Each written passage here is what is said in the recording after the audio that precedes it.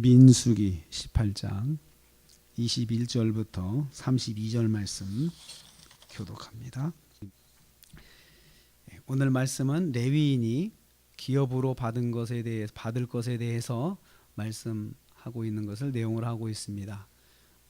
이 18장에서는 바로 그 제사장의 기업이 무엇이고 레위인은 무엇을 기업으로 받을 것인가, 이것을 설명을 하고 있는 것을 내용을 하는데요. 오늘은 레위인에 대한 설명입니다. 첫째로 이스라엘 자손이 드린 11조를 레위인의 기업으로 다 주라고 하셨습니다. 21절 말씀에 이 11조를 회막에서 일하는 것에 대한 보수로 주게 하셨습니다. 그래서 31절 말씀에 다시 말씀할 때는 회막에서 일한 너희의 보수다. 또 21절 말씀에서는 그 몫이다라고 몫이다라고 이야기를 그렇게 하고 있습니다. 그래서 갚아라, 값으로 주는 것이다, 갚는 것이다, 내가 갚는 것이다, 이렇게 표현을 하고 있습니다. 레위인은 온전히 회막에서 봉사하는 일만 감당해야 했습니다. 그래서 거기에 전념하게 하신 거죠. 대신 다른 지파들처럼 레위인은 기업을 받지 못했습니다. 오직 회막에서 봉사하는 일에만 전념하라고 하셨습니다. 기업이 있으면 그걸 관리해야 되잖아요. 그러면 회막에 하는 일을 소홀하게 되니까 그렇게 하라는 거죠. 그래서 여호와께서 백성들을 통해서 레위인의 삶을 보장하도록 그렇게 하셨습니다. 두 번째로 레위인도 그러면 11조를 받아서 어떻게 해야 하느냐. 레위인도 11조의 11조를 여호와께 드려야 한다. 25절에서 29절 말씀입니다. 레위인은 11조를 받았을 때 다시 11조를 여호와께 드려야 한다. 26절에요. 이때 거제로 드려라. 거제로 이렇게 들어서 하나님께 드리는 것으로 했습니다. 그러면 그 11조의 거제물을 일반 백성이 드리는 타작마당의 곡식과 같은 것을 여기시겠다 하셨습니다. 사실은 그 레위인이 드리는 11조는 자기들이 일해서 한 것은 아니잖아요. 그런데 그 11조의 11조를 드릴 때 하나님께서 그 11조를 일반 백성이 드리는 그 거제물과 동일시해서 그렇게 받으시겠다라고 말씀하셨습니다.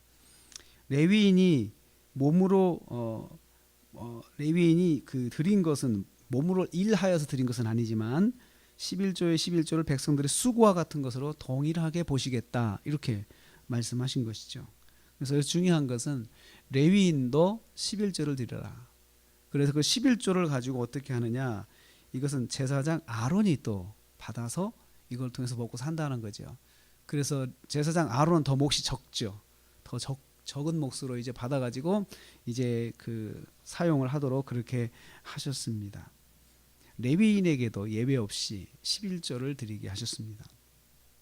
근데 이때 30절 32절 말씀 보면 아름다운 것을 드려라.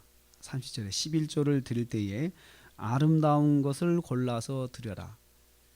물론 백성들로부터 11조를 받을 때 좋은 것을 받습니다. 그런데 그 좋은 것 중에서도 이렇게 잘 골라서 아름다운 것으로 드리라. 그래서 다시 11조를 드릴 때는 그 중에서 다시 아름다운 것을 골라서 여호와께 드리라라고 했습니다. 그렇지 않으면 죄가 된다 그랬어요. 죄가 되고, 그리고 성물을 더럽히는 결과가 된다. 32절 말씀. 레위인이 그렇게 함으로 해서 성물 자체를 더럽힐 수 있다.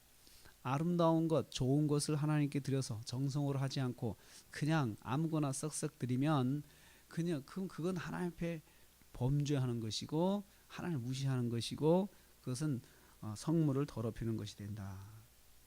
그래서 31절 말씀에 레위인은 12조를 받아서 가족들을 부양하게 하셨습니다. 이는 회막에서 일한 너희의 보수다. 다시 강조하셨어요. 회막에서 일한 너희의 보수다. 회막에서 일하는 레위인에게 하나님께서 보수를 정하여 주신 것, 이것을 오늘 말씀이 강조하고 있습니다.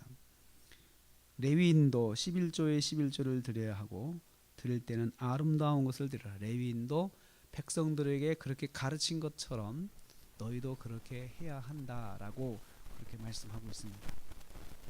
여기서 오늘 말씀에서 하나님께서는 하나님을 위해서 적극적으로 전문적으로 섬기는 레위인들과 그리고 제사장들의 삶을 생활을 아신다는 거예요. 그래서 이 11조는 사실은 백성들이 믿음이 좋을 때 가능한 이야기죠. 결국은 이것은 그 선순환이 돼야 되는데 제사장과 레위인이 백성들을 믿음으로 잘 가르치고 또 제사장과 레위인이 자기 자리를 잘 지키면서 믿음이 백성들에게 들어갈 때 11조의 관계가 형성이 됩니다.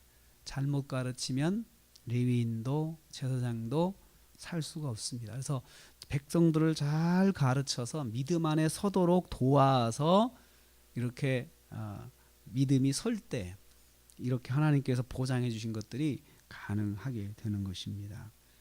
오늘 우리는 또 하루를 시작합니다. 주의 일을 위해서 사는 자는 주의 일에서 먹는다.